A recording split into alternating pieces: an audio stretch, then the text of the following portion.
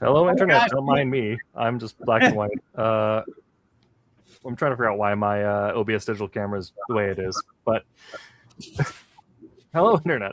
I'm your host, Tim DK. Welcome to a Silverline show on Tuesday. I'm returning after moving to a new location, which is still in boxes and all that good stuff. It's not a box, it's a fort. It's a fort behind you. Exactly. And joined as always by Jose Fuentes. Hello, everybody. Ron Fortier. Howdy, y'all. Brent Larson. Hi. And David Rios. Hey, yo. And tonight we'll be talking about how to think critically about comics. I'm going to try some. We have to interject real quick, Tim. Yes. We have to acknowledge we had a comment on our show last week when we were talking about knowing your value and knowing your worth, right, as a creator. After the show, we had someone comment on our YouTube channel. And what was his name, Ron? His name is Steve Scott, and he's an anchor living in Belgium. And he appreciated the show. He liked the show a great deal, but was a little disappointed that we didn't get into the economics of what your worth is as a creator. And had hoped we could get a little more into what are pay scales like, et cetera, from various companies, and how do you, again, set a rate for yourself or your process or whatever. And so again, thanking him for watching the show and bringing that, which was a valid, comment. I suggested to him that, we would talk, and maybe at a future show after a couple of weeks, we do a part 2 of this particular topic, focusing on exactly what, Steve was looking for, and get back in talking about the worth of your talent and value in the whole comic book business. There you go. So yes, possible future show to talk about it. If you're an artist, you're worth more than a writer, that's for sure. Yeah.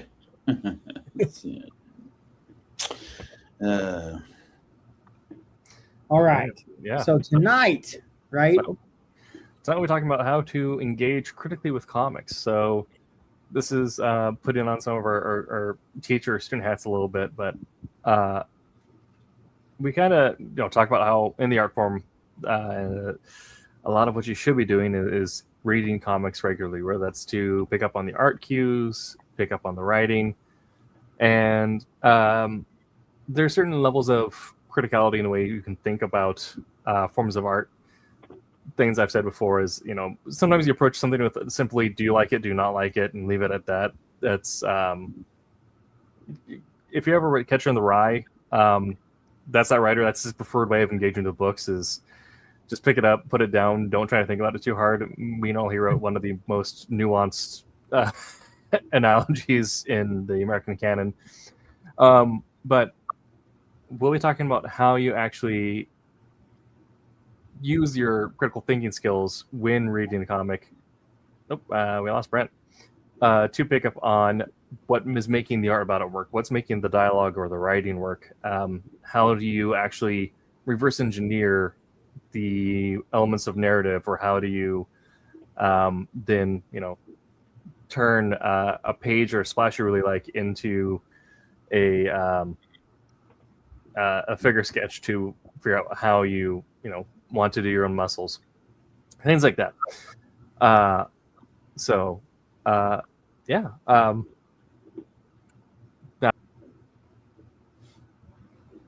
There's Brent. Yes, I'm sorry I turned off because we're being so critical. Yes. Oh gosh, what was I saying? I think, Tim, again, this is such a out there kind of topic, because it's always going to fall back subjectively on who the individual is, who the comic book reader is, right? And whether you're just a fan at heart, or you're, somebody who works in the profession as an artist or a writer. And, I think having a critical mindset is one of those things which just basically comes from participating in whatever art form we're talking about. So that if you grow up being a reader of comics, and not just comics, but other things as well, other novels and short stories, whatever, and you develop a passion for storytelling, then you're going to take that with you into this, field of, this is what I like, this is what I like to read, this is what I believe story to be, what good story to be, what bad story to be. And again, like I said, it's very subjective, but I would hazard to guess that all five of us in growing up read other things besides comics, and over a period of years found some writers which we just hearkened to, we just had an affinity to, and basically said, man, that person can write, that's a super talent. And not only started to become, an avid reader of those particular writers, but did our best to study how they did what they did, how they wrote, and maybe try to incorporate that in their own style of writing. And I can remember like being, 14, 15 years old and reading all kinds of private eye crime thrillers, if you will. And in that respect, tripped over a writer named Ed McBain, who I later quickly learned was the pen name of a writer named Even Hunter. And how I tripped over him was he was writing a series of fictional, a crime series that focused on a fictional police squad in a pseudo New York metropolitan called Isola. And those were called the 87 Precinct Mysteries. And I can remember reading him, and within 2 or 3 chapters of the first one of those books that I read, just blown away by his use of dialogue. I mean, he used very little descriptions, not a whole lot of exposition. But once you met the characters, and he did that in such a few lines, and suddenly out came the dialogue, and each character had this distinct pathos, if you will, and the story just flowed. It just moved. I mean, like a racehorse. So I'm done finishing the book. I mean, I'm 13 years old, and it's like, this thing took me maybe an hour to read. And I just, wow, that is amazing writing. That is a skill. And I became an avid fan of Hunter and all his work, including the 87 Precinct novels, which I have most of. I think he did almost 50 of them during his career before he passed away. Many of them were developed into TV series, movies, etc. But when I sit down to write, he's not far away from me. And those experiences of relishing how he used the English language to tell a story is something that I try to emulate, even in a comic book script, of catching that ability to tell a story that's flawless, that just seems to flow like a river, down to the sea, and just bring the story along. So that, again, this, you take that into, becoming an avid comic book reader, and once again, you're going to discover those artists that you absolutely love, that you think are amazing craftsmen. You get other books, and you look at that art, and you go, you know what? Nowhere near so-and-so and so-and-so. And that works for comic book writers.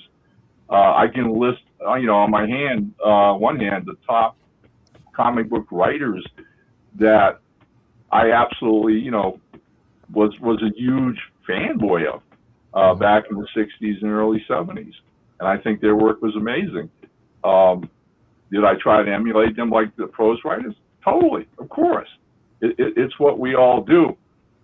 And so, again, we ultimately come to that point in our maturity where we are critical, where if we understand the medium and we know its goal and how it should work properly, then it becomes rather easy for us to pick up a comic that doesn't meet those basic criteria. of the art just doesn't convey good storytelling skills, or the writer's plot just falls apart within 2 or 3 pages. So again, I think it's a case of, this isn't something you can teach anybody.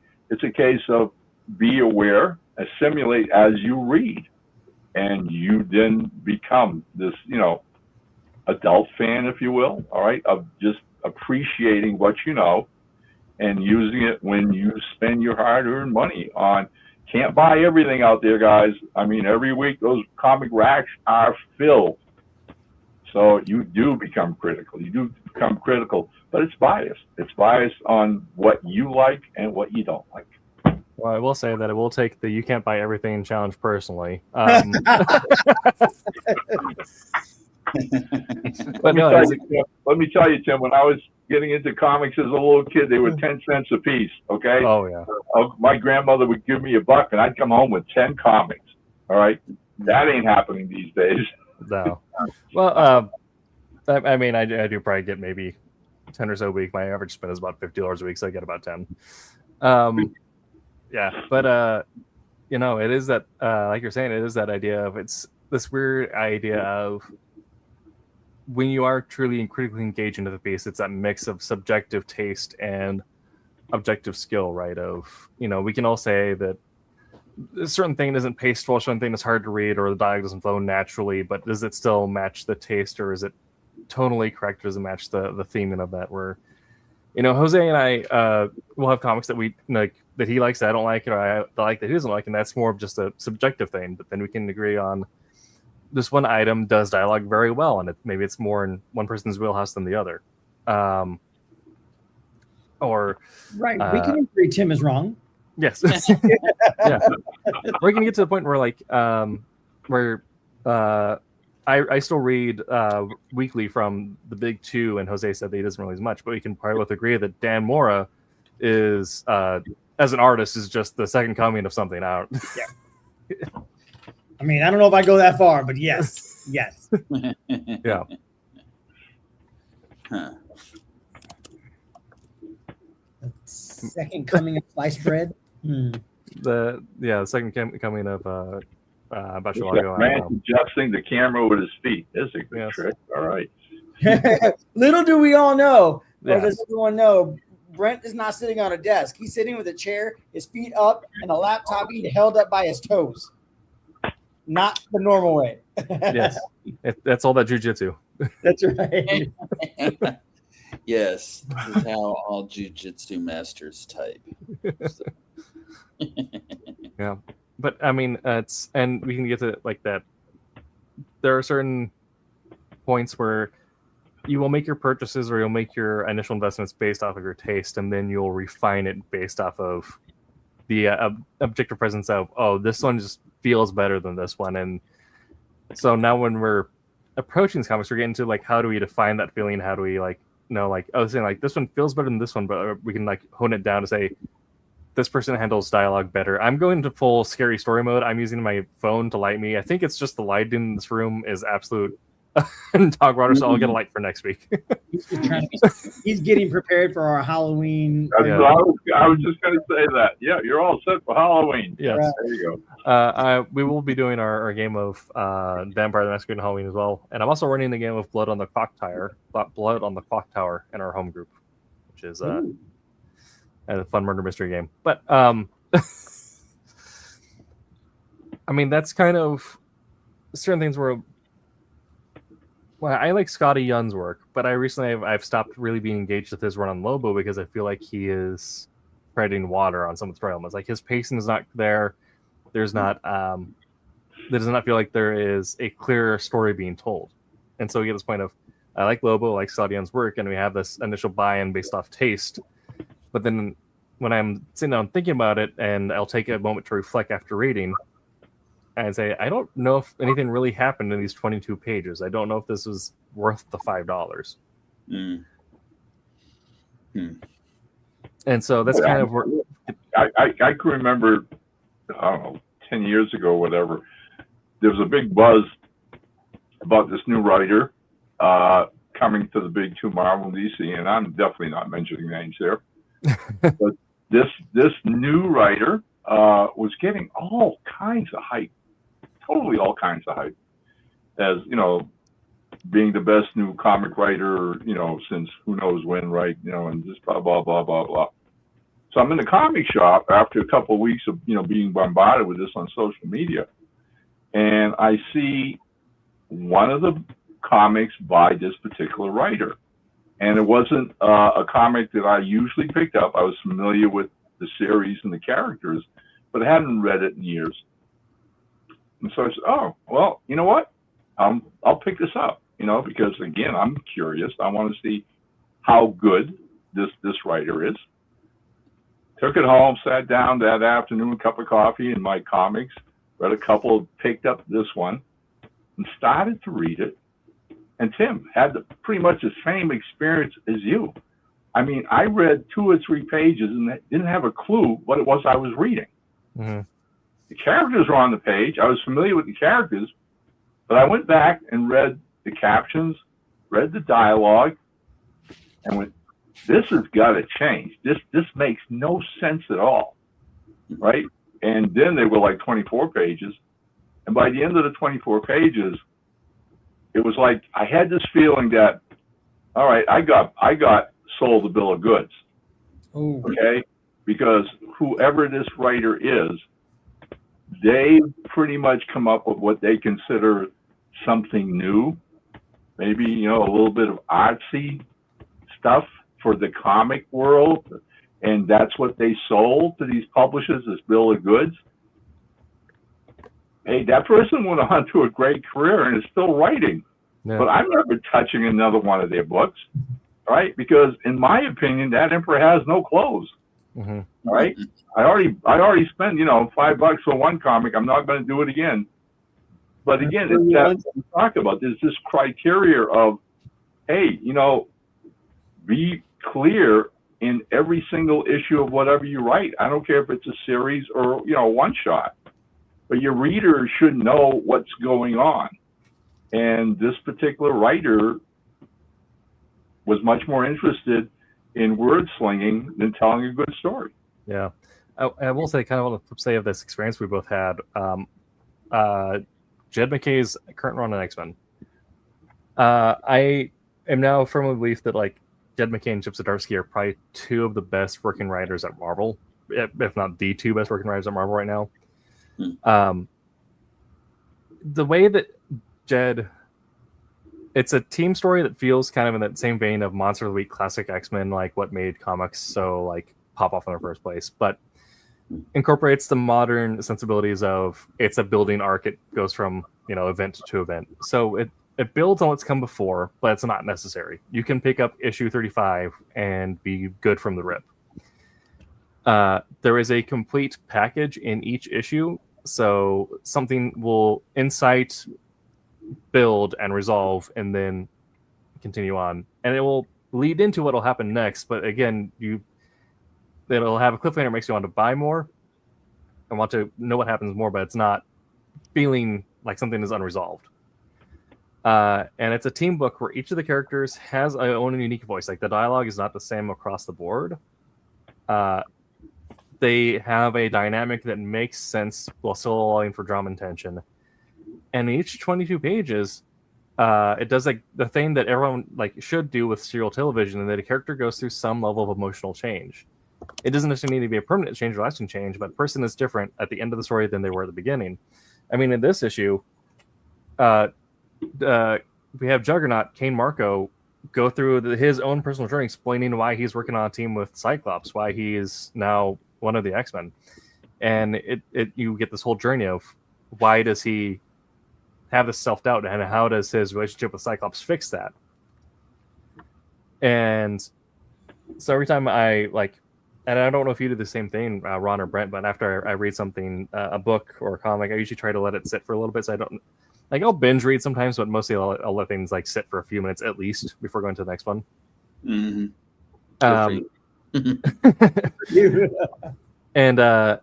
And every time I do that with an issue of Jed McKay's X-Men, there is a lot to chew on at the end of it.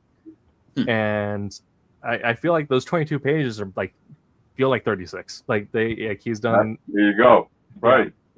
without being bloated with insane amounts of dialogue. Like it's not there's not captions and bubbles bloating up the page. The artwork will speak for itself, but there's so much development happening in the artwork that he scripted out that then goes into these moments of dialogue. And so, yeah, that flip side. So, do you guys have that same experience where after you engage with something you really like or you really don't like, you'll let sit and you kind of, it could be a book, like a novel as well, or a movie, but you have the same experience where like you sit with it and kind of go, well, why did I really like this point, or what felt weird about this? Yeah, I will. Well, you know what? Why not?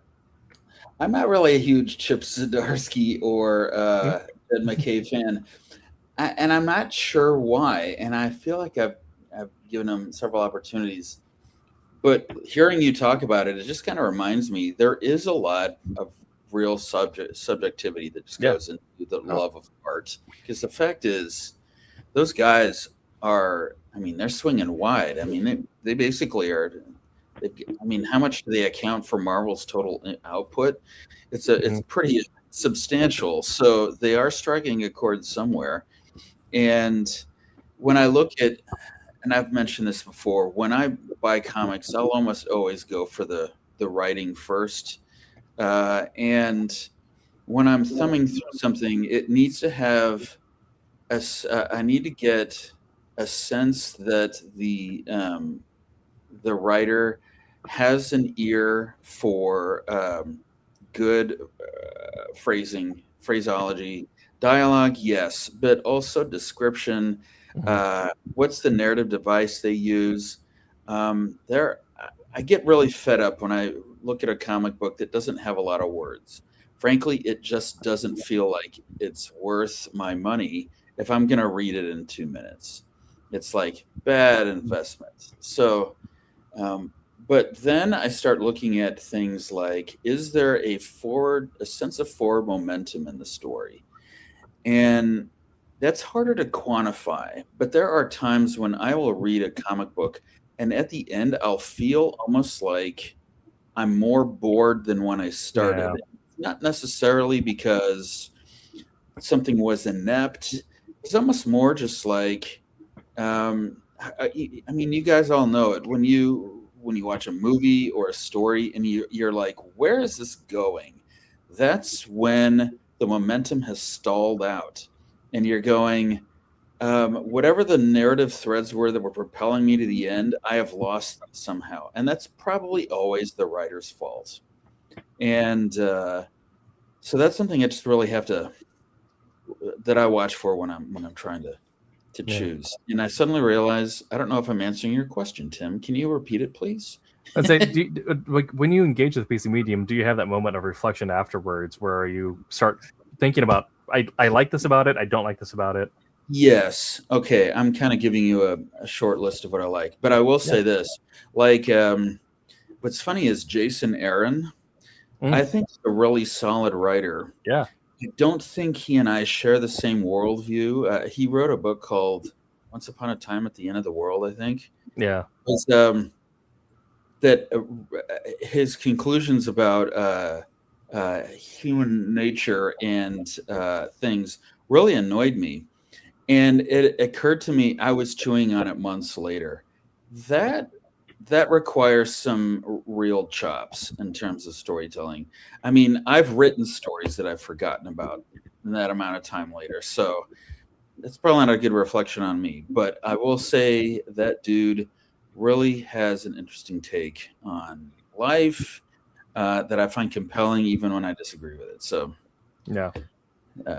He's a good example. Tom King, I think, is a top-notch writer.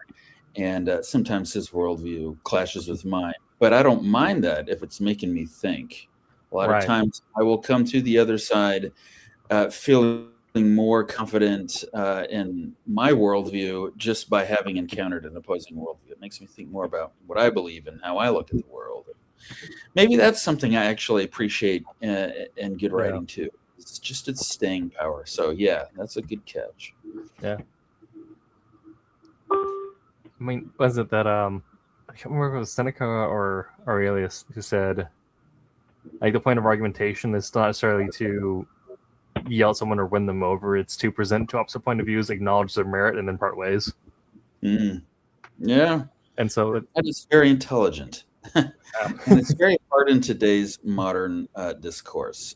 Yeah.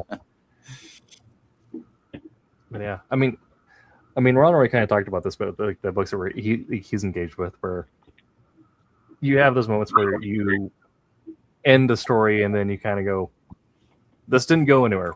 Why did it feel like it didn't go anywhere?" I recently had a book like that. I don't know if I should say the name because it, kind of a bad review, but I mean, well, wait, it's called Heretical Fishing. But the first 2/3, 4/5 of the book are great. They're very cozy, charming characters, fun world. But then they hit the climax and the denouement like 5 hours too early. And so I had to put it down because it's just we're kind of just I think the writer can write a great scene, they can write a great character, but they can't write a good story. At least what's me like, where it's just kind of like, okay, we did a great Act 1, Act 2 was solid, and then we have lost the track and made Act 3 feel like forgot how to bring it home. Yeah. And it feels bad because like I got so far into it, I was so invested into it, but then I put it down with according to my Audible 4 hours left, and then I went back to the Dresden Files because I'm on my read through of those. The palate cleanser. Yeah. Yeah, I'll admit, I mean, a comic book arc is similar to. It's funny. A friend and I are collaborating on an episodic series. We don't know if it'll be animated or not yet, but there is an art to telling a story across several episodes or several issues, and having an arc with a beginning and an end, but also having an arc in each issue where your story is propelling you forward to some kind of catharsis at the end of each episode, not revealing the overall catharsis of the entire arc, but of the episode. You can't just have people doing stuff and it adds up to anything. It takes some skill, and so I mean, and you guys have all read very seasoned comic book writers who don't actually close the deal all the times. A couple come to mind who I thought the series was great, and the final issue was just like they ran out of steam and were like, I just want to call it good. So, so it happens to the best of us. Yeah. Okay. Well, kind of to put a summary on the writer side of things, it's taking time to kind of chew on the story, thinking about what you like, what you don't like, and then taking also that time to bridge what is the subjective like and don't like, and what is maybe the objective. Oh, this writer actually just did not put any punctuation in their storyline, and that hurts me. So pass it on to the art side of things. When you guys have engaged with a comic and you're now taking from it what you like, what you don't like, what is sort of that experience look like? Do you guys have a similar read through something, go back, flip at some pages, and see why they landed with you, or do you just kind of, the images move over your mind? Do you read through once, set it, forget it if it doesn't resonate? We're supposed to read comics? We'll flip through the picture book. Okay, there we go. Yeah. I tend to not notice that there were words right away. I pick up a comic. I want to pick it up to see what the artwork looks like first. The covers are always going to look beautiful because you always get somebody to draw a really beautiful cover. And then sometimes you open the book and mommy would be so proud to put that on the fridge. Yeah. So I do. At first I find a genre I like, and then I find, an art style of the interior pages that I like. And then in regards to critical thinking, I actually kind of like mentally deconstruct the page, because first going to art school, I realized that there are lots of factors going into doing a narrative page. So because we went over that, over 3 years, pounding that into us, as it should. I tend to mentally deconstruct pages when I'm flipping through a book to see how did the narrative follow the proper pathway to keep the eyes moving. Is the foreground or the background overpowering the foreground? Like, honestly, these are, and you said it earlier that like these are things that we don't necessarily think about, but we think about, right? Mm-hmm. Like it's that being critical, and not derogatorily, not in a bad way, but being critical about like different stuff and what we like and what we're taking into ourselves. I definitely do that visually. And then once I find something that I feel, I like the artwork, I like the coloring, I like the flow of the narrative. Oh, now what's this about? Then I'll start like looking into the story of it, like look the dialogue, what's it about, what, how the story flows from panel to panel and into the next page. Am I getting a cliffhanger? So yeah. Interesting question from Tommy. Judge a comic more by its art style than its quality of its writing. And then it gets into the subjective nature of art we're engaged with it. Like Jose probably engages with the comic more for its art than I'll engage it more for its writing. And so, we might have books where Jose puts it up on a pedestal because the art on like interiors are great, and then I might, not be a big fan of the pacing, and vice versa.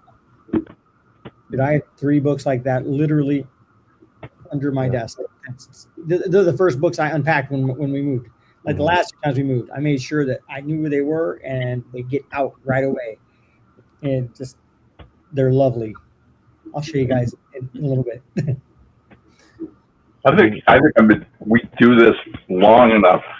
I don't think I have a particular, I don't drop on any side of that fence, writing or art, as far as why I like a comic book.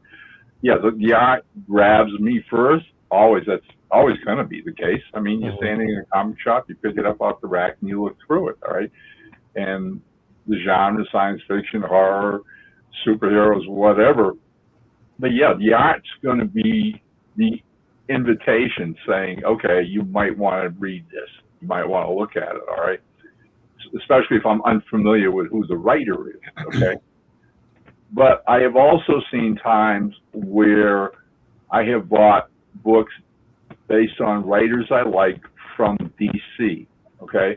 Mm-hmm. And again, without naming names, I can remember buying a couple of Superman books when they brought in this young new artist, and this was many years ago.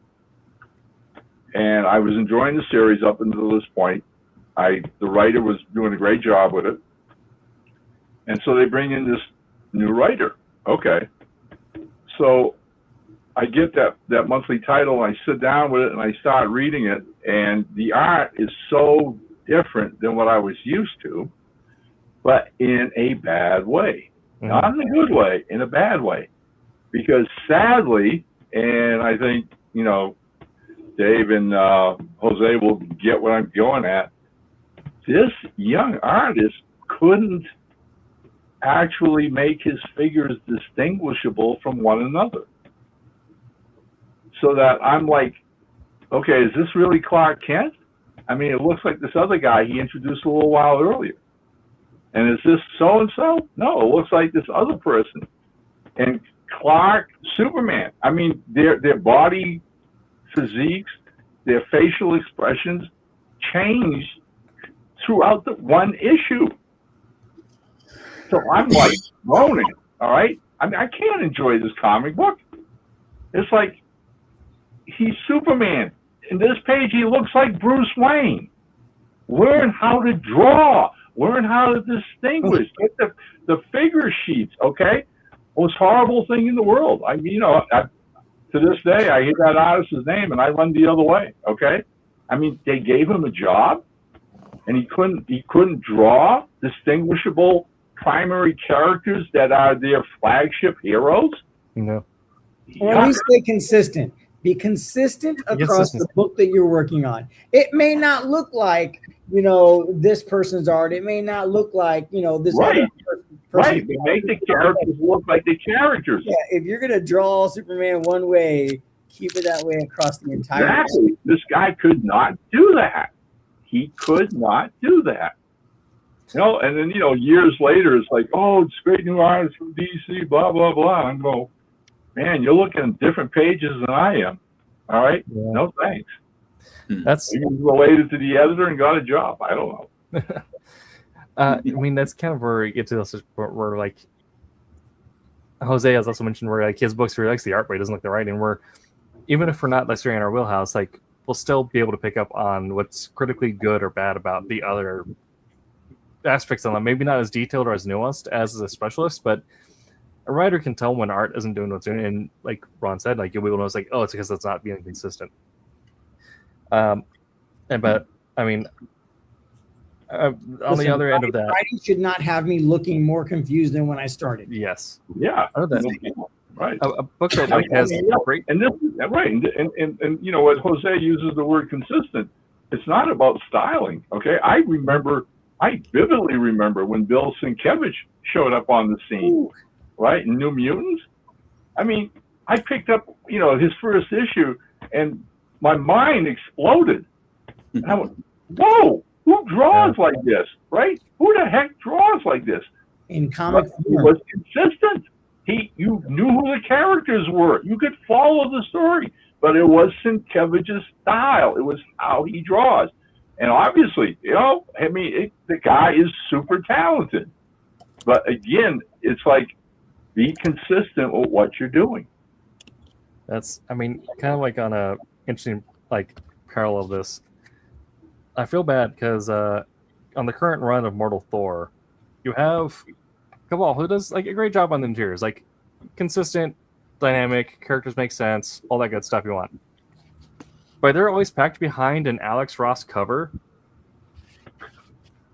Both great artists, but like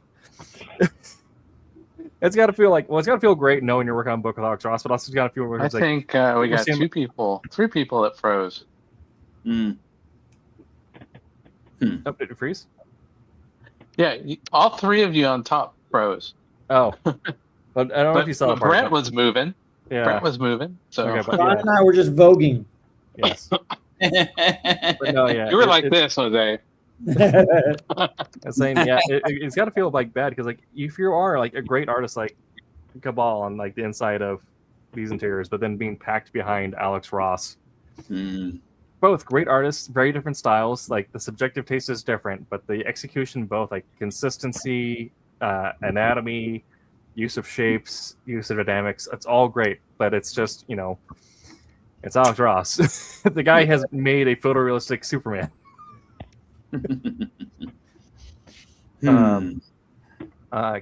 Continuing on what Brent said, do you prefer stories that wrap up neatly in one issue or long and complex stories that take months to finish? I think both. I think there's places for both, and it's just a matter of how well do either one. I like complex stories. I like multiple issue stories. I want a storyline. It doesn't have to go on like Crisis on Infinite Earth. It doesn't have to be a 12-issue maxi series. But give me a little more, because I like, as much as I enjoy artwork, when I realize, okay, this is artwork I like, now I want to read the story. I want a story that's going to carry me and be detailed, but not so much that I'm reading Sandman. But still, I'm going to enjoy it, right? And I love when not Easter eggs, but like all of a sudden you get plot surprises, like plot twists and whatnot that appear here. Like, oh my gosh! I enjoy the multi-issue storyline, because I think it gives you more room. And I don't know as a writer, but it gives you more room, in my opinion, to be able to tell that crime story and be able to give in all the little nuances, all the little, sneaky peekies here and there that, that just really like go to make a story like that, like phenomenal. That's my opinion. Yeah. It definitely gives you more room to like throw in twists and like add turns, but also if you're thinking about like what makes a really good multi-issue series is you're still writing it episodically, so you're still kind of trying to complete like more like make a complete movement in each issue that will then build into the movement of the next one. Whereas like with writing a single issue, I mean, the joy of like modern printing is you can make a single issue kind of however long you want it to be, but you have that same cool thing that happens where when you force yourself to write short fiction, right? Philip K. Dick's greatest work is a short story. His greatest work. His most recognizable work is a short story called Do Androids Dream of Electric Sheep, which became Blade Runner. Despite the fact that he wrote several... Really? Yes. I didn't know that. Yeah. But he wrote several feature-length stories and things that became A Scanner Darkly, Man in High Castle. Know that. The Three Stigmata of Palmer Eldritch. If you haven't read that, read it. Underrated. But, you know, it's a thing where you force yourself to write in these tight constraints that you kind of get room. You don't give yourself room to have chaff or half-fat in there. So if you are worth your stuff, like if you can think critically about your own work and execute it, you can just make a really tight 22 pages that is, you know, more or less beat for beat perfect because you don't have room to get lost in the fat with it. Yeah. I'm always been a proponent of learn to write short stories first, whether it's comics or prose.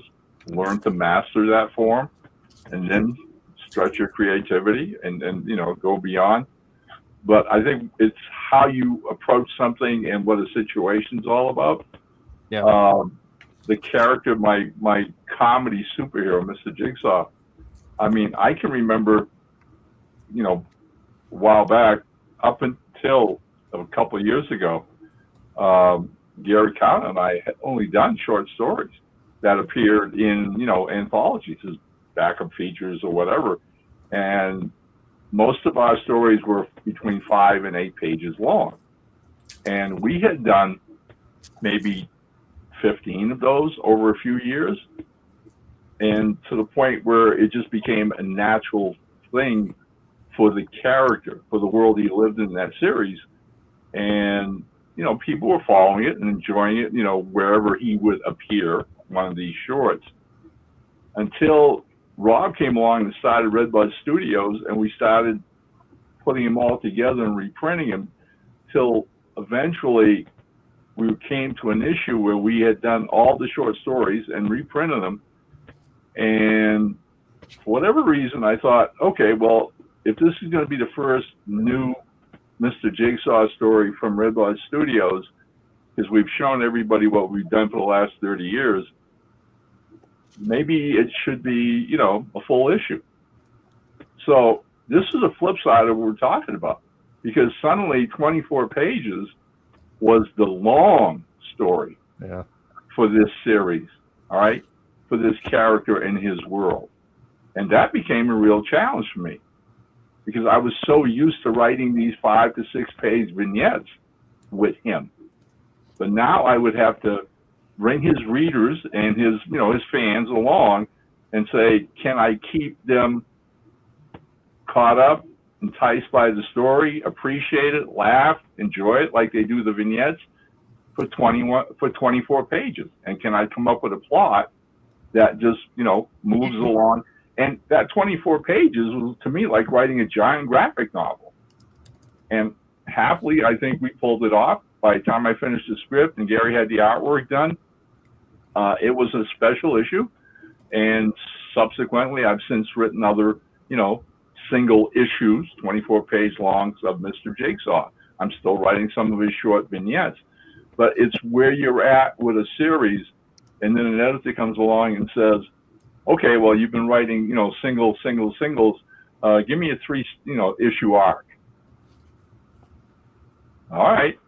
You got to sit back and look at that format, look at what it requires. And like, you know, like Tim was saying, okay, every issue has to have certain points, has to have certain highs and lows, subplots, you know, where you're, you know, supporting characters, what's going on, what's the main storyline, and how do you work each act so that you can have a decent finale when you get to book number 3 and it all wraps up. So whether you're writing long stories or single issues, it's always a challenge. It's always a challenge, again, to use the basic format of good storytelling, a beginning, a middle, and an end that all work together. Yeah. And Kelsey had another question here from Tommy. When you hear critical, do you think of being a harsh reviewer who looks for flaws, or an analytical reader who studies the story structure? And with this, I think, I believe that professional critics in the modern age have kind of ruined the concept of critical thought for the general audience, where it used to be that, like, to be a movie reviewer or a book reviewer, like, you had already gone through the editorial process yourself and were in a column or something like that. Like, you were actually, like, published yourself. Whereas now anyone can complain about what they don't like and put it up on YouTube and call themselves a critic. And I think that general thought process has also ruined the idea of engaging with the media for a lot of people in the general audience, because I believe that critical thought is probably going to be my most elitist take I ever say in my career at all.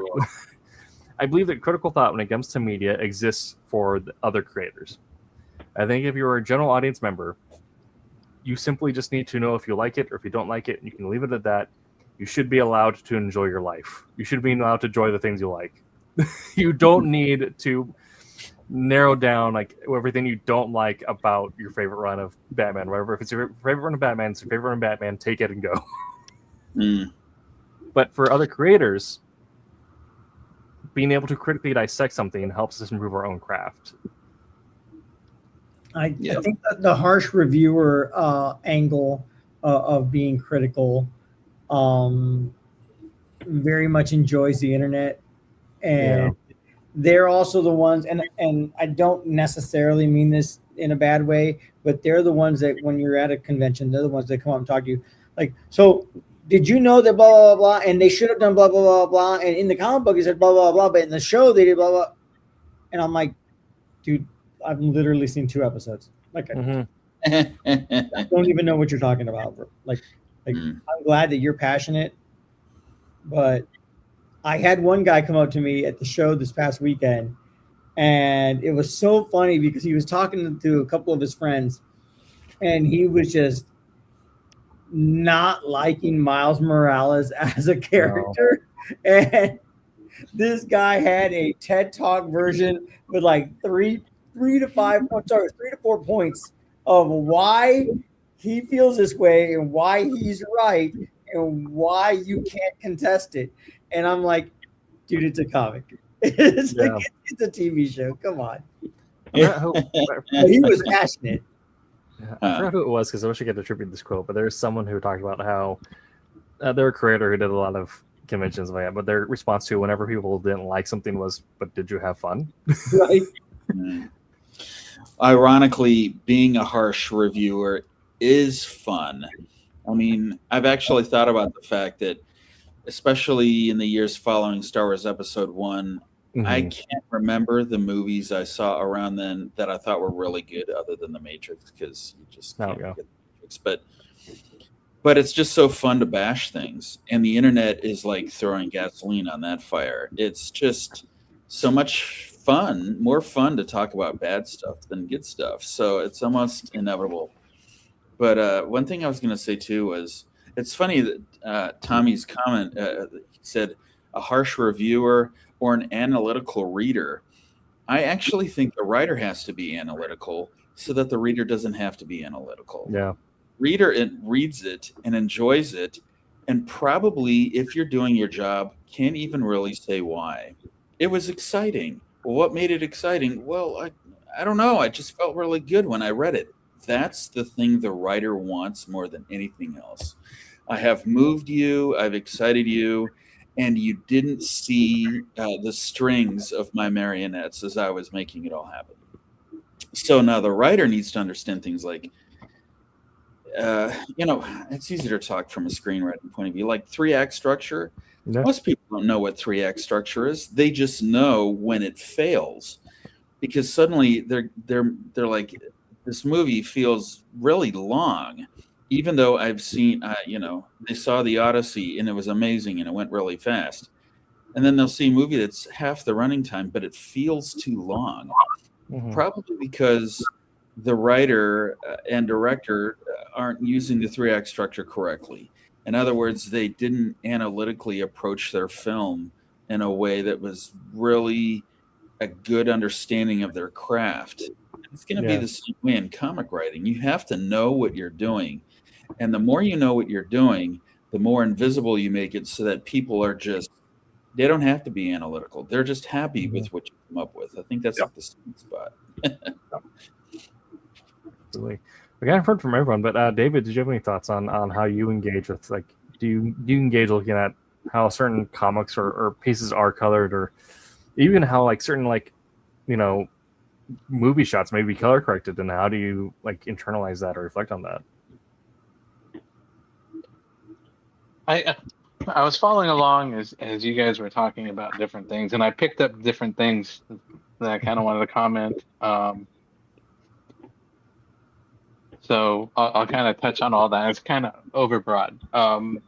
I do agree with Jose on the 12 issue storyline and all that stuff. Going into it, I've had some books that I just said, I went through the first 12 issue arc, and I don't want to do that. It's too long, just too much. So I like to hit things that are, you know, much smaller. I do like a lot of the, you know, from the story wise, the subplots that get done in an issue or so, but with an, you know, overarching, you know, multi-issue separate arc, you know, what builds on that. So when I look at a book and I'm actually in a book and I'm reading a book, I like to see one that's pretty well, you know, sketched out from a writing standpoint.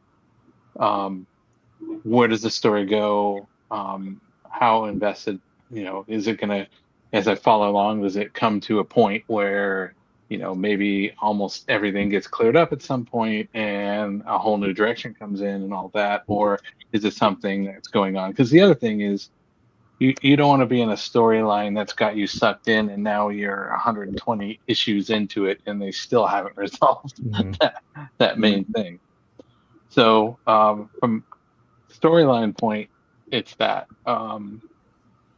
I also have to comment on one of the things that you guys said is a big thing is, you know, look at the cover. The cover is what sells you to give the book a look.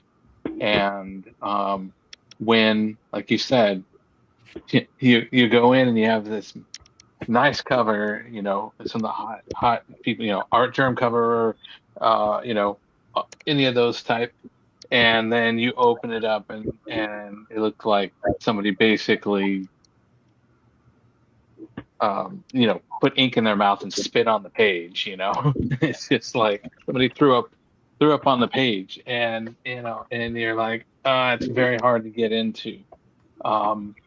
And I do know that some of the books, you know, may have a really good writer, and you know, the art will pretty much detract it, and it may be part of the style.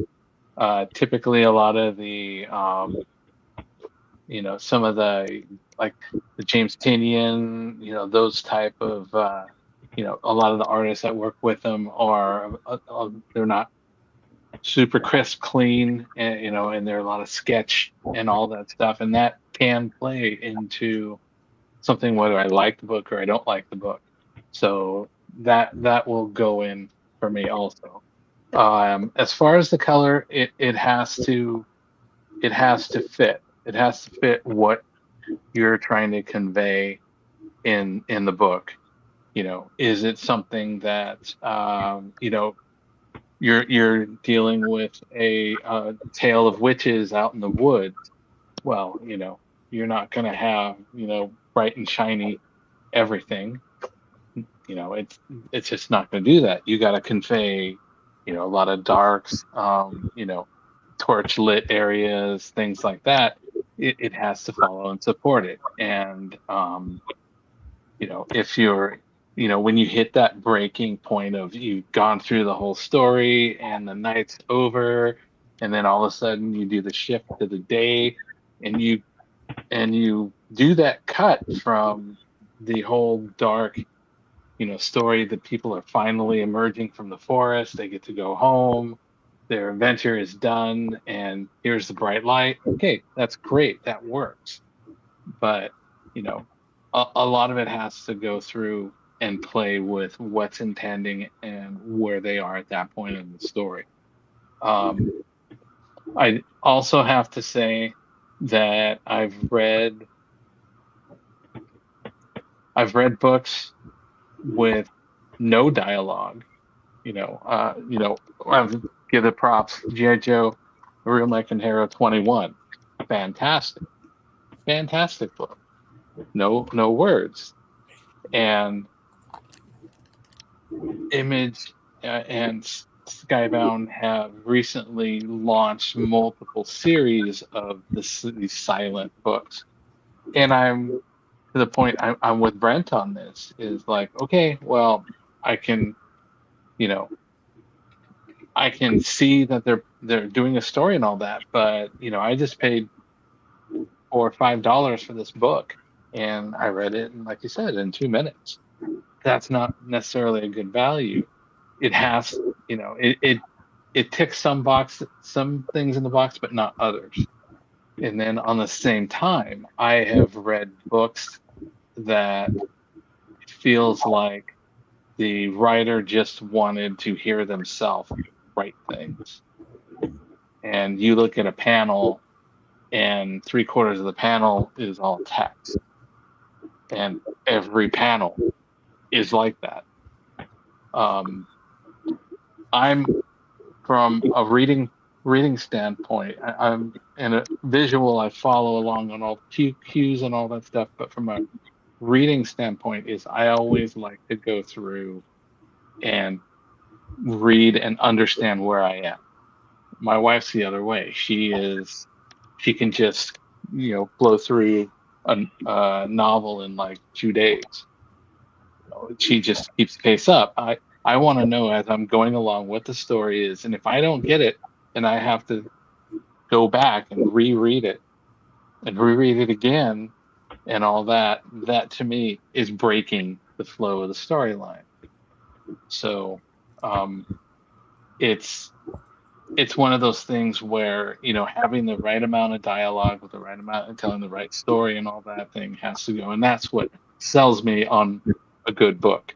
The visuals, the writing, the pacing, all that stuff, and if it's lacking, then that's that's a kind of a can be a critical failure for me on it. I do go and I take a chance on some books I don't know anything about. One of the books that I found very interesting was Murder Drones from Omni Press. The artwork sucked me in and all that stuff. And I saw the shows on TV and just interesting, fun things. Didn't know anything about it before that. But I also have my favorite writers. When I go through, particularly in novels, I pretty much feel pretty solid that if I see Timothy Zahn's name on something, I'm gonna want to read it. Yeah. Because his work on Star Wars, fantastic. He did Terminator novels, fantastic. I read his Conqueror Pride, his Dragonback series. It's pretty much everything that I've read from him has been pretty much phenomenal. So I will go through and say, hey, he's doing something new. I want to check that out. And he also, some of his books he gets like the Thrawn. They made comic adaptations, which he was, involved in that, and so people I know that I've had good experience with, I try to go and continue. Some people that I like Joshua Williamson. It's Snyder, just some great stuff. So I try to follow what things. If I know some things on it, I'm on a good start. I feel good, and I'll check it out. Maybe I'll buy the first issue. If I don't like it, I don't like the content, I just drop and go do something else. Okay, well, let's spend that Silverline show on Tuesday. Thank you, David, for giving us your insights at the end there. We'll be back next week with a topic that is in the tab that I don't have open. And my phone is going to be used as my light. So we'll be back next week. In the meantime, though, you should head on over to the Silverline Comics crowdfunder. And keep an eye on this link because coming soon, we're going to start kickstarting and crowdfunding our trades. Yep. So if you've been wanting to get into Silverline Comics and just want a full book to read from start to finish in one sitting, this is another great way to get your comics fix. As well as some exciting news that we have some books coming up that are going to go trade first. So if you're interested in all that, keep an eye on this link. And in the meantime, you can also get some back issues if you want, or some unique other stuff if you want to help support a small comics publisher. Not only do you get some great books delivered to your door, but you also get good karma for supporting a small business. Right. Yeah. Be sure to check out Wednesday, Wham, and Silver Sunday on their respective days. And like I said, we'll be back next week. Same silver time, same silver channel. Hopefully, better light. Take it easy there, Twin Noir. Silver lighting. Yes. But until next time. Make mine. Make mine. If I'm going to patches in the Hi, I'm Chris Olm. I'm the former editor-in-chief of Malibu Comics. Make mine Silverline.